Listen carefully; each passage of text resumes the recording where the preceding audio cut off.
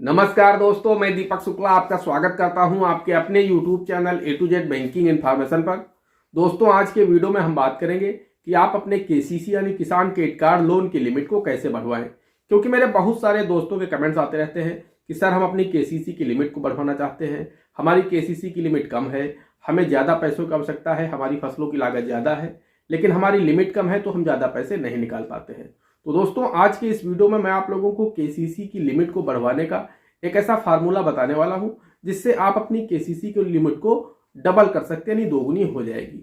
फिर दोस्तों, चाहे आपके यहाँ का जो स्केल ऑफ फाइनेंस है, यानी जो फसल वित्तमान है, आपके यहाँ की फसलों की जो प्रति हेक्टेयर लागत है वो बढ़ी हो या फिर ना बढ़ी हो, फिर भी मैं आप लोगों को एक ऐसा तरीका बताऊंगा कि स्केल ऑफ फाइनेंस ना भी बढ़ा हो, यानी जब आपकी केसीसी बनी थी तब भी स्केल ऑफ फाइनेंस वही था और आज भी आपके यहाँ स्केल ऑफ फाइनेंस वही है,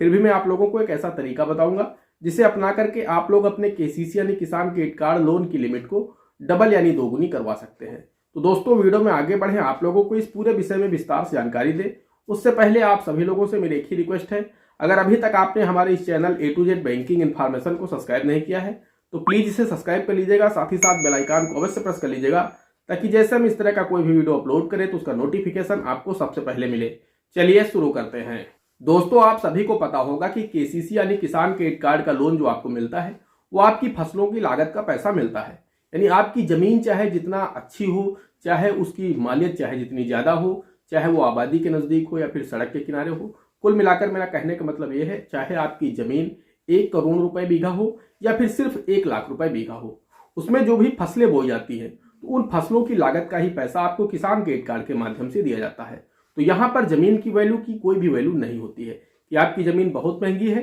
या फिर आपकी जमीन बहुत सस्ती है। आपको केसीसी के माध्यम से सिर्फ फसलों की लागत दी जाती है। तो इसका मतलब यह हुआ कि उसमें जो खसरा होता है, यानी जो लेखपाल जो पटवारी के माध्यम से जो फसल चक्र जिसमें लिखा होता है, वो जो खसरा होता है वो बहुत ही महत्वपूर्ण रोल अदा करता है आपकी जब केसीसी की लिमिट तैयार की जाती है। तो दोस्तों, उस खसरे में जो भी फसलें लिखी होती है उन्हीं के आधार पर आपकी केसीसी की लिमिट तय होती है। अब अगर उसमें ज्यादा लागत वाली फसलें लिखी हुई हैं तो आपकी केसीसी की लिमिट निश्चित रूप से ज्यादा बनेगी। वहीं अगर आपके खसरे में कम लागत वाली फसलें लिखी हुई हैं तो आपकी केसीसी की लिमिट कम होगी।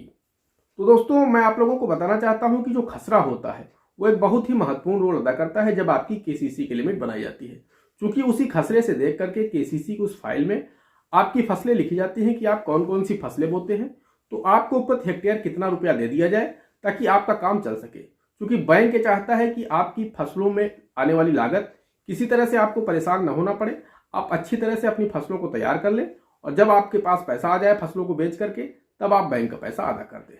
तो दोस्तों, इसलिए जो खसरा होता है उसमें जो भी फसलें लिखी होती हैं उन्हीं के आधार पर आपकी केसीसी की लिमिट तय होती है। दोस्तों, मान लीजिए मुझे केसीसी बनवाना है तो मेरे यहाँ रबी सीजन की जो सबसे ज्यादा लागत वाली फसल है वो आलू यानी पोटैटो।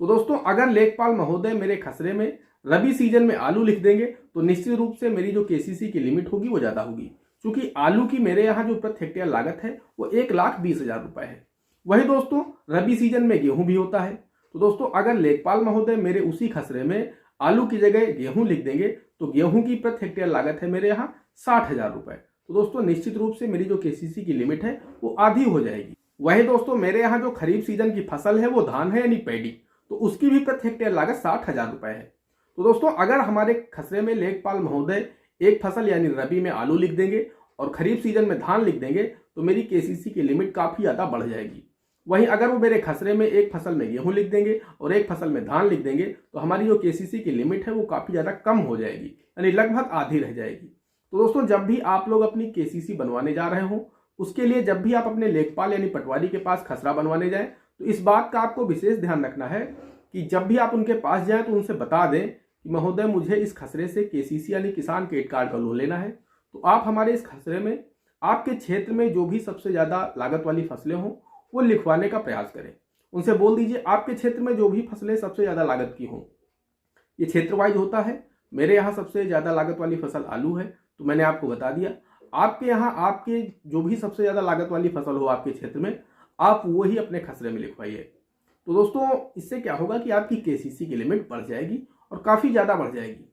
वही दोस्तों, हम आपको बताना चाहते हैं, अगर लेखपाल महोदय, वैसे मोस्टली जो लेखपाल महोदय होते हैं वो लिख देते हैं आपके खसरे में कि चलो किसी का भला हो जाएगा हमारे लिख देने से, तो वो लिख देते हैं और आपकी केसीसी की लिमिट बढ़ जाती है। क्योंकि बैंक को लिखा पढ़ी में चाहिए, बैंक को सिर्फ एक कागज चाहिए जिसमें लिखा हो कि आप अपने खेत में क्या बोते हैं। तो लेखपाल महोदय उसे प्रमाणित करके देते हैं कि ये अपने खेत में ये फसल बोते हैं।